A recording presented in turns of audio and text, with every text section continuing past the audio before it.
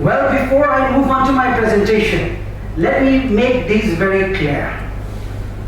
Kuki-Zo versus Meitei, that is what the discourse says.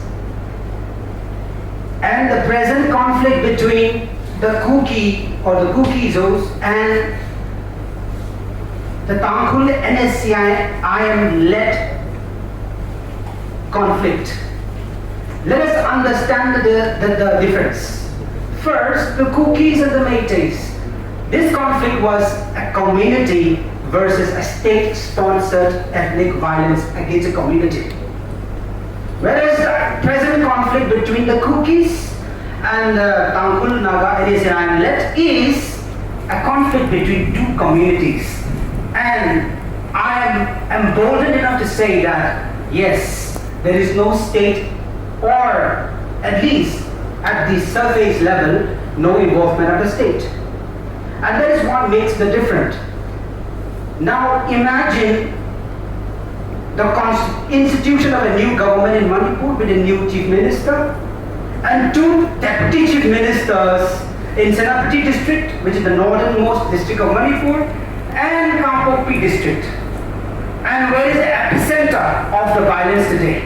It is in these two districts. What does this portray? The utter failure of the state government. I would want to put that on record in the first place. Second,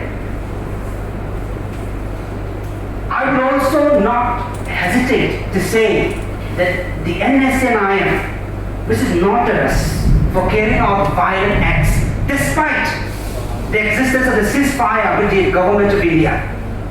Today, with its proxies, do not misquote or understand that ZUF, Zeliangrong United Front, has a faction today, and that faction is ZUF bracket Kamsong and ZUF bracket Jiangchu. These two factions are in connivance, or you say collusion, with the NSCI-IM and operating in the Kuki inhabited areas. Why I say this is because ZUF and NSCI-IM, along with the proxies that I've just said, have been in conflict recently, and there has been constant firing amongst themselves. Now, third, look at the discourse of the present conflict. How this has been, not just how the so-called the Manipur Nagas, let me be specific, the Manipur Nagas are trying to take this conflict to the other states.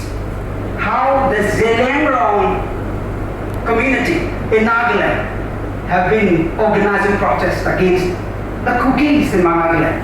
Mind you, there is a peace accord or understanding, MOU, signed between the Zeliangrong Nagas in Nagaland and the Kukis.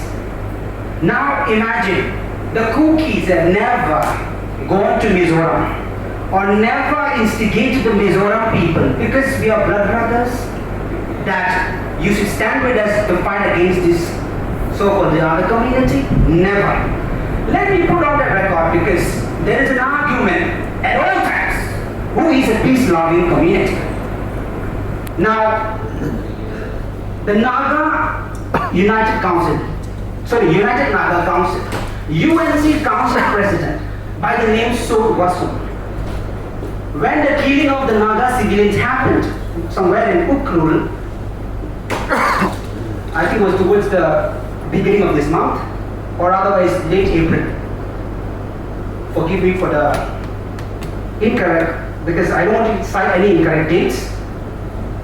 Because by mistake, Naga civilians were killed, and the blame goes to the Kukis. Because this was again so-called Kuki dominated areas. But the Kukis have unanimously stated that it was not their hand, but rather it was a misunderstanding between the NSCI eastern flank and the NSCI-IM, which is again the faction of NSCI-IM that is operating in the northeast. The NSCI eastern flank. Now, having understood all this, United Naga Council President Sod Wasu, on that day, after the death of these civilians, put on record action will be taken against the perpetrators without proving or providing the facts who was the perpetrator or the killer of those civilians. And eventually what followed, what transpired, series of events of violence. In comes Doungel and Ukhrul, and also the one today of which we are holding a press conference, the death of our three beloved pastors. Now, we must trace the roots. Well, I will come on to that a little later, but please allow me to also demolish how this narrative of illegal immigrants, foreigners, tag that has been given to the Kukis by the so-called Veli community, the Meiteis and the Nagas in Manipur. Now, let me debunk them one by one. First, 9 categories of primary source documentation. I'm not saying this quoting from a newspaper. I'm not saying this out of thin air, but I am citing a legible, a reliable document. First, you have the Taranathas, History of Buddhism, the Sri Rasmala Royal Chronicle of Tripura, the Chaitharol Kumbaba Royal Chronicle of Manipur, the Gazetteers of Manipur, 1886, C.A. Gearson Linguistic Survey of India, the Proceedings of the Indian Historical Records Commission, colonial census reports spanning 1881 to 1951, and military operation records of the British collectively establish one thing beyond dispute. That is, the Kuki people were here long before the British boots touched their soil, long before modern boundaries were drawn. Therefore, I can boldly say that the Kukis are never immigrants, illegal immigrants, or migrants, or foreigners, or illegal, whatever name you call it today. We are never a colonial invention. We are, in fact, truly the indigenous community and the people of this country and this state called Manipur today. Number 2, allow me to go phase by phase. Phase 1, let us go back a little back to history. The colonial wounds, 1935 to 1946. But mind you, before I stepped onto this, 1917-1919, the Anglo-Kuki War was the only, or let's call it the most formidable war ever fought by a tribal community against the British imperialism. On record, this has been recognized by Doungel in India, and this is on record in the British Museum in London.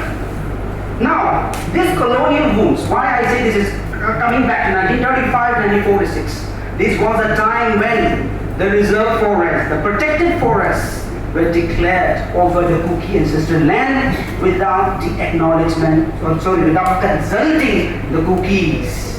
The Kukis who were administered under their chiefs. For example, Kangung, Longja, Yangenching, Vangai, Kaimai, Tolbung, and others. These were declared reserve forests. These were declared protected forests without any compensation. This was the fault and the error of the colonial British.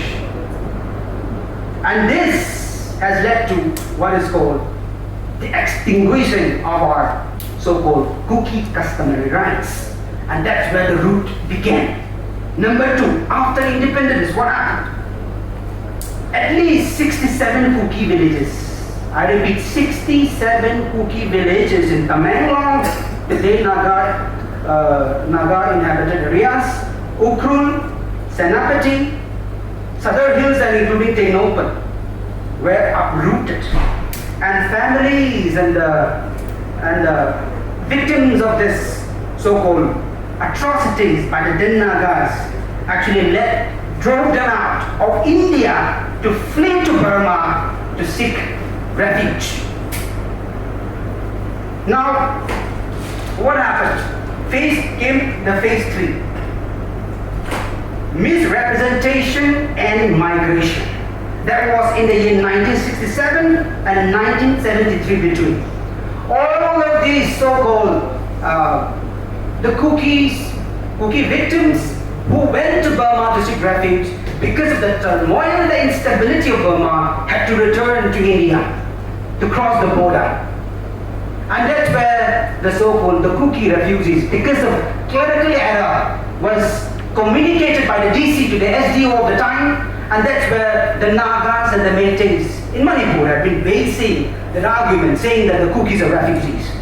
But let me debunk the same accusation by these communities against the Kukis, because at the same time in the parliamentary debates at that time, the parliament, the government of India did not use the word refugees.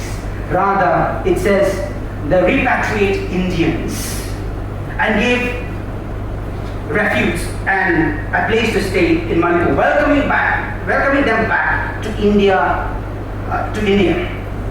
So therefore, the term called refugee has never been the so-called the official language of the government of India, but rather taken advantage by the so-called people or community who wants to take advantage of the vulnerability of the Kukis when they are at most dire need.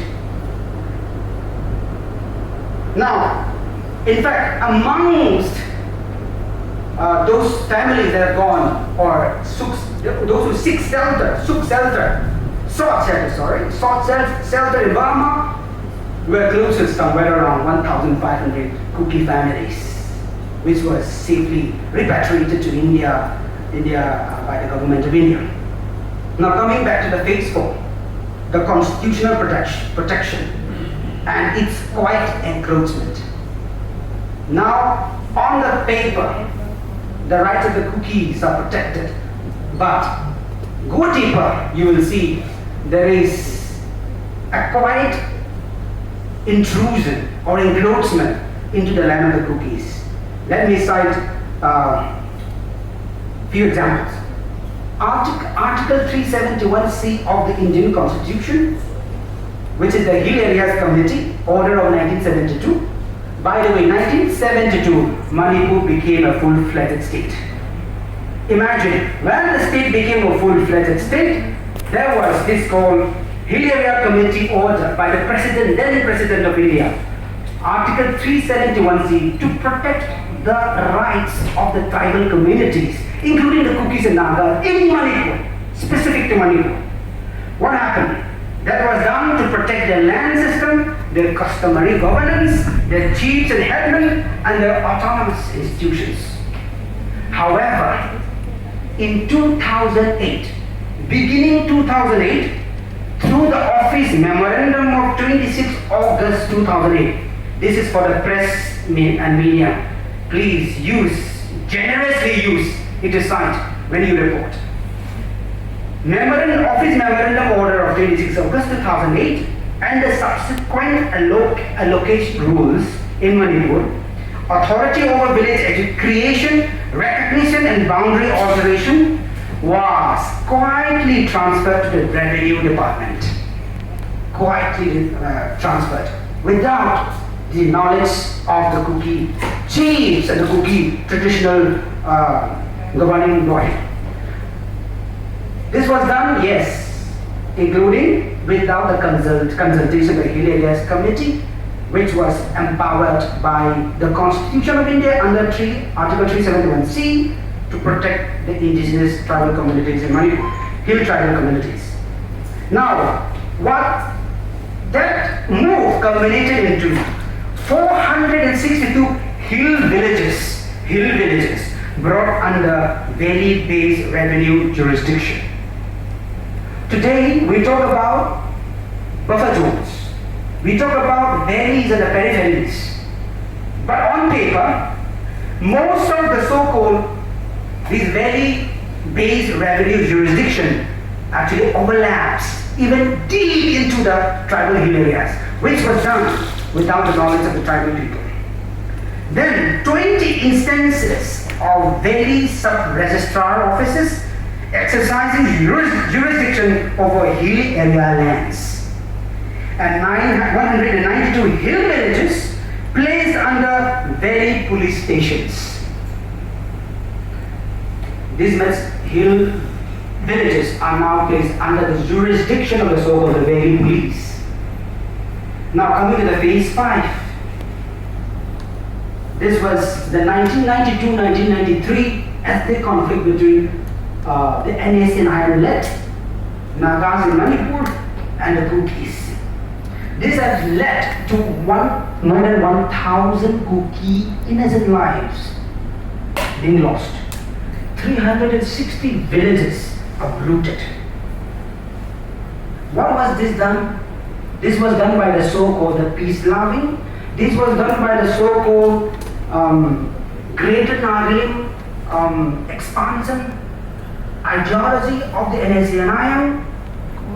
Because if you are demanding for a land, if you are demanding for a separate country, you need land. And therefore, the only vulnerable victim that come closest to them were the Kukis, and hence the Kuki paid the price. This was done by the so-called those who claim to be peace-loving. And like I said, more than 1,000 lives lost, more than 360 Kuki villages, and even the Kuki women were raped, assaulted, physically assaulted. The modus operandi, therefore, is not different from today's so-called the modus operandi which was done by the Métis towards our Kuki-Zo women. Okay, coming to the sixth phase, the catastrophe that is still ongoing, coming to the present, since May 2023. More than 3,000 Kuki homes in Imphal Valley were looted, illegally occupied or destroyed. Imagine the entire community in the state capital being uprooted from the state. Has this ever happened in any of India? Or tell me, is there any such incident elsewhere across the world? It only happens in India, and that too in Manipur, where the entire community cannot have access to the only state airport, means of transportation, which is the basic human rights, or basic human rights. More than 7,000 Kuki villages burned to ashes. More than 230, around more than 240 Kuki lives, innocent lives lost. 491 persons injured. 41,500 men, women and children forcibly displaced and not rehabilitated properly even today. And IDPs have a spillover not just across Northeast, but also even in the state, in the capital city of India, that is New Delhi. So hence this is not a communal violence in ordinary sense. This is systemic or systematic destruction on a scale that demands to be called what it is today. And the Kukis are again at the receiving end. Now, coming to the next, we have the present conflict. Let me take you a little back to the present conflict, because many think that the killing of the tree pastors and the holding of hostages by these two different communities began on their day of the so-called ambush. It is not. Let me take you back to February of 2026. What began as a localized dispute in Litan Sarekhu, this is in Ukhrul, followed a textbook escalation, customary resolution attempted, where negotiation collapsed, arsons were organized, an attack on the Kuki village residents, automatic gunfire near police stations by the so-called peace-loving community, within 48 hours, and over 89 Kuki households had to be abandoned. And again in March 2026, what led as a local so-called misunderstanding again spiraled further on in March 2026, where the Doungel militants, NSCIM-led, attacked Kuki villagers during Zoom cultivation. And here 2 innocent victims had to pay the price, who went to repair the village water pipe, to fix the water pipe because the drinking water, there was a shortage of drinking water, and by the name Thangminlal, Moon Kim and Kim Kuki had to pay the price. They were abducted and the bodies found next day. Then again in April 2026, attack on Kuki villages intensified. And on 24 April, the villages of Mulam, Songphel, Mongkochepu were attacked. 16 houses were burned, and 2 Kuki village volunteers were killed on their way to actually rescue the innocent villages of Mulam. They were again attacked through ambush by the so-called the peace-loving NSCIM-led militants. And 18 April, this was the incident that I talked about. Because of this misunderstanding, the blame goes to the Kukis, right? 18 April, Chinau Sang, Sokbung Nau, and Yurei Nam Bashum. These civilians were shot at, and the blame was on the Kukis. But the Kukis counterclaimed that no, it was not our hand. Like I said, this was the spillover of the misunderstanding between NSNIM and the NSNIM Eastern Flank, the faction. Thinking that the tension between them should not escalate, somehow carried out an ambush again, killed innocent villagers of their own, and put the blame on the Kukis. That way they were able to de-escalate the tension between these 2 factions and within the communities in Ukhrul and Kamsun. Now again on 12 April, of course, now 12 April, village authority issued a formal notice barring Indian security forces. Now this is before the onset of what happened, the killing of the 2 innocent Thangminlal Nagas, but on 12 April, all of these were able to take place, ambush were able to take place because of the so-called violence. So because of the local authorities dictate to the villages not to allow the security forces to enter the villages, and hence all of these ambush were able to take place. On the other hand, you use the civilians to seal the security forces. At the same time, you carry out the atrocities against the so-called your innocent, the other innocent villagers.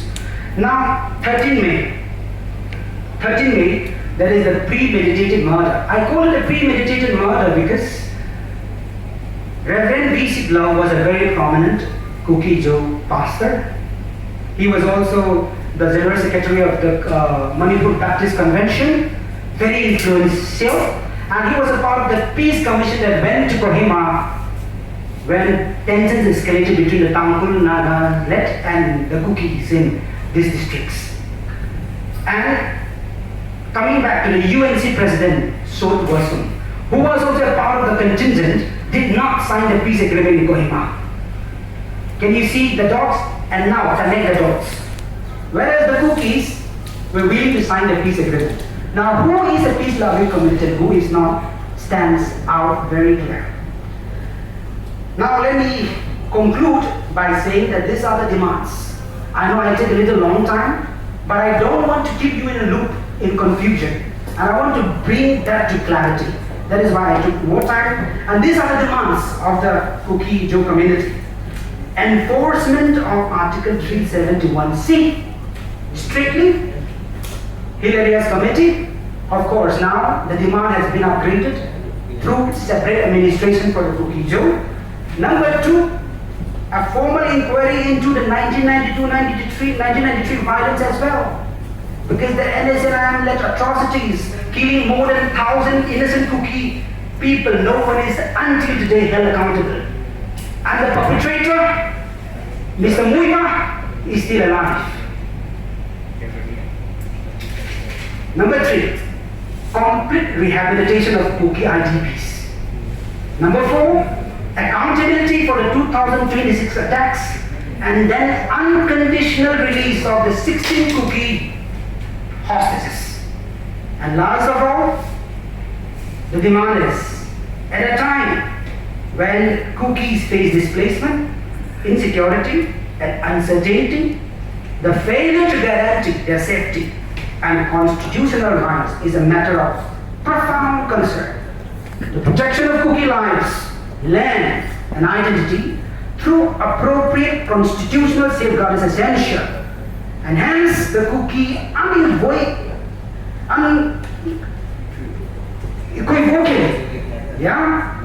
demand separate administration so that their constitutional rights are safeguarded and that they thrive just as the other Indians. So with that, I will close and thank you for your patient hearing.